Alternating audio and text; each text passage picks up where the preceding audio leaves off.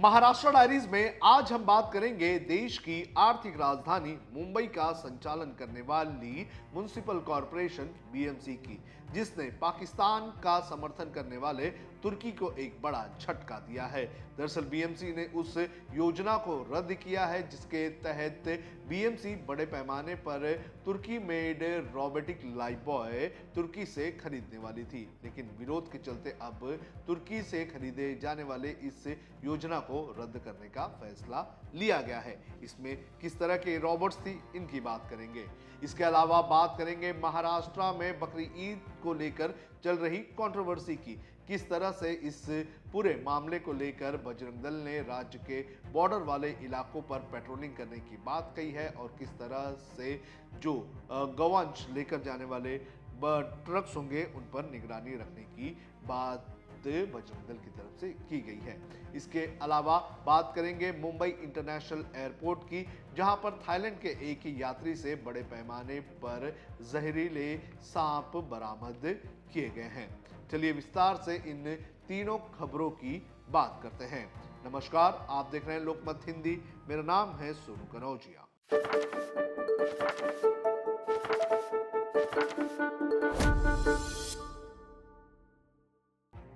सबसे पहले बात करेंगे बीएमसी की। आपको बता दें कि जब भारत और पाकिस्तान के बीच युद्ध जैसा माहौल बना था तो उस वक्त तुर्की ने पाकिस्तान का समर्थन किया था और अपने ड्रोन्स भी उसने पाकिस्तान को दिए थे, जिसके जरिए पाकिस्तान ने भारत के कई सीमावर्ती इलाकों पर हमला करने का काम किया था और उसी वक्त से तुर्की के बहिष्कार की बात की जा रही थी। आपको बता दूं कि बड़े पैमाने पर जो फल विक्रेता हैं, जो मार्बल विक्रेता हैं, उन्होंने तुर्की का विरोध किया था और अब इसी कड़ी में देश की सबसे अमीर म्युनिसिपल कॉरपोरेशन बीएमसी ने एक बड़ा फैसला लिया है।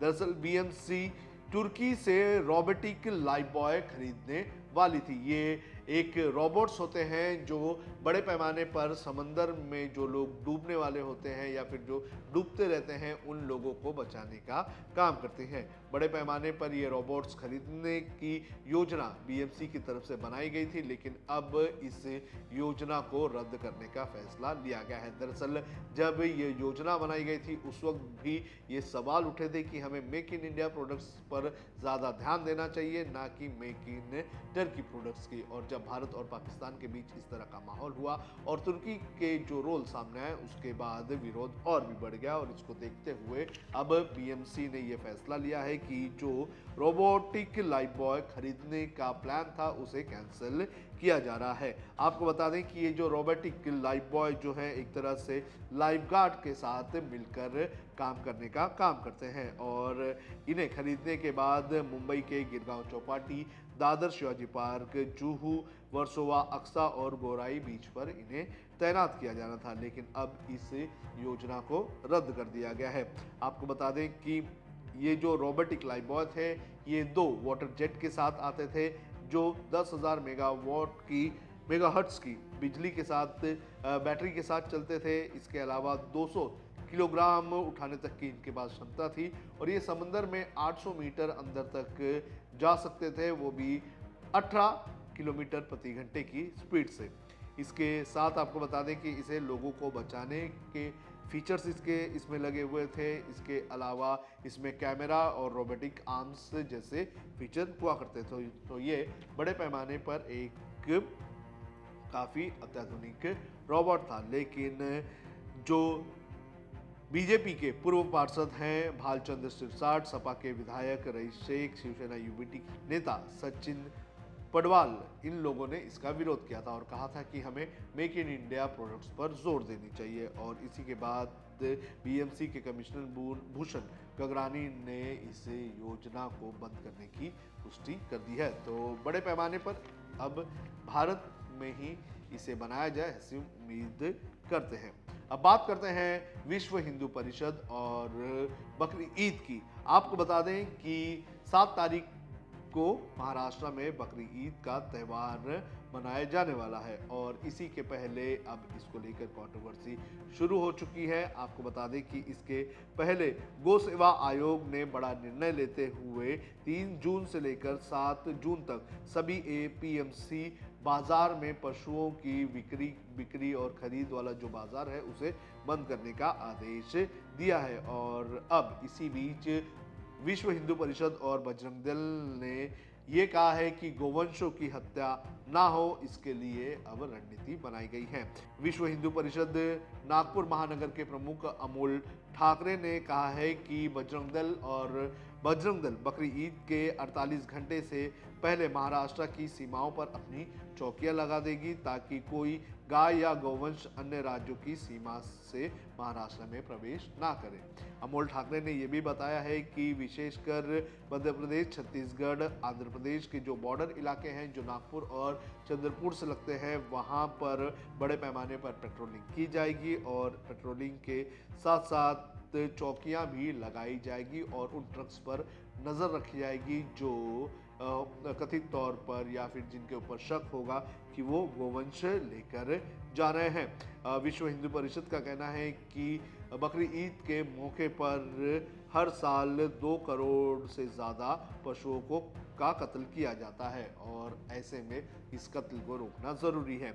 इसके साथ ही उन्होंने ये भी कहा है कि eco friendly Holi, eco friendly Diwali की बात की जाती है, लेकिन इको फ्रेंडली बकरी ईद की कोई भी बात नहीं करता है। तो इस तरह से बड़े पैमाने पर बकरी ईद के मौके पर महाराष्ट्र में कंट्रोवर्सी होने की आशंका जताई जा रही है, जहां एक तरफ मुस्लिम नेता ये कह रहे हैं कि वो धूमधाम से बकरी ईद मनाएंगे और सरकार के नियम के अनुसार मनाएंगे, तो वहीं दूसरी तरफ बजरंग दल जो है वो बॉर्डर इलाकों में चौकियां लगाने की बात कर रहा है। अब बात करते हैं मुंबई इंटरनेशनल एयरपोर्ट की, जहां पर थाईलैंड के एक यात्री से कस्टम अधिकारियों को बड़े पैमाने पर विषैले सांप बरामद किए गए हैं। आपको बता दें कि कुछ दिनों पहले मुंबई इंटरनेशनल एयरपोर्ट से एक यात्री के पेट से जो कस्टम विभाग है उसे 8.5 करोड़ रुपए की ड्रग्स बरामद हुई थी। वहीं अब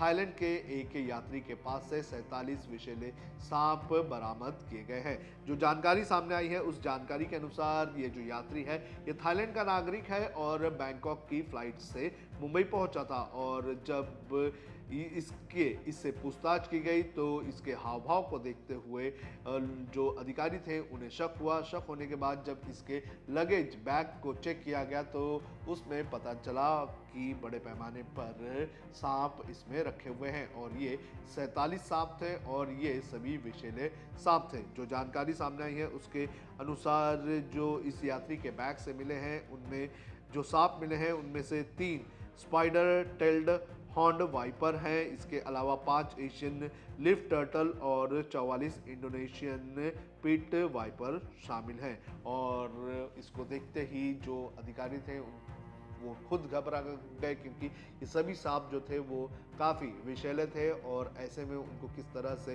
बैग में भर कर लाया जा रहा था ये सबसे बड़ा सवाल था। और जैसे ही इन सांपों को बरामद किया गया तो इन्हें अब जब्त कर लिया गया है और जो यात्री है उसके ऊपर कार्रवाई शुरू कर दी गई है।